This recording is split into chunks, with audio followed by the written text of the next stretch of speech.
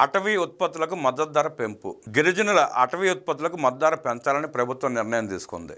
ఈ మేరకు జీసీసీ నూతన ధరల జాబితాను కార్యాలయాల వద్ద ప్రదర్శించింది. ఈ మేరకు గతంలో పిక్కతో ఉన్న కిలో చింతపండు ధరను ₹32.40 ఉండగా నేడు ₹36 కొనుగోలు చేస్తున్నారు. కిలో నల్ల జీడిపిక్కల ధర ₹18 ఉండగా ప్రస్తుతం కిలో ₹35 వరకు పెంచారు. కిలో ₹30 ఉన్న కుంకుడుకాయల ధరను ₹35 పెంచారు. కిలో తానికాయల ధర ₹15 నుంచి ₹18 పెంచారు.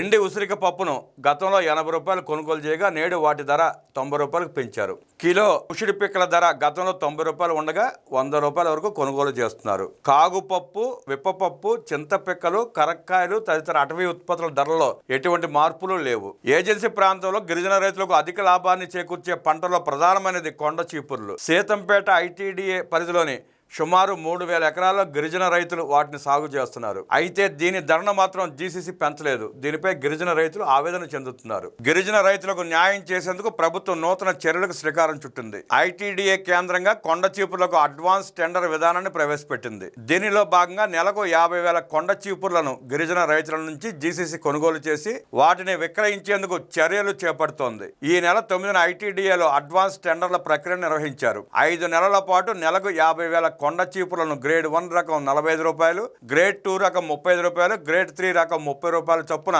5 నెలల పాటు నెలకు 50,000 కొండ చీపులను గ్రేడ్ 1 రకం ₹45, గ్రేడ్ 2 రకం ₹35, గ్రేడ్ 3 రకం ₹30 చొప్పున గిరిజన రైతుల నుంచి కొనుగోలు చేసేందుకు ఇప్పటికే కార్యాచరణ సిద్ధం చేశారు. దీనిపై సీతంపేట జీసీసీ బిఎం కృష్ణారావు మాట్లాడుతూ ఇటీవల కాలంలో గిరిజనులను సేకరించే అటవీ ఉత్పత్తులకు మద్దతు ధర పెంచాం. కొండ చీపుర్ల ఉత్పత్తి ఎక్కువగా ఉన్నప్పటికీ మార్కెట్లో డిమాండ్ తక్కువగా ఉంది. గిరిజన రైతులకు ఇబ్బందులు కలగకుండా అడ్వాన్స్ టెండర్లు నిర్వహించాం. కొండ చీపుర్లను గిరిజన రైతుల నుంచి కొనుగోలు చేసేందుకు చర్యలు తీసుకుంటున్నామని తెలిపారు.